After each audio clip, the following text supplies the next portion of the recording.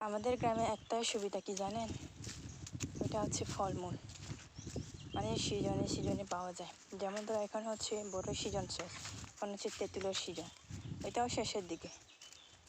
তারপর হচ্ছে কাঁঠাল আছে, আম আসতেছে। হ্যাঁ, আমাদের সিজনে প্রায় ফলমূল খাওয়া যায় অনেক কিছু।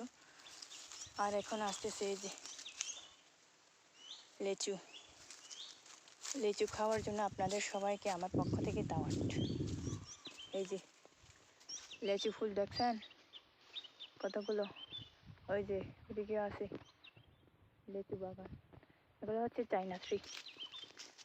এই যে ফুল ফুটছে, চাইনা ট্রি লিচু,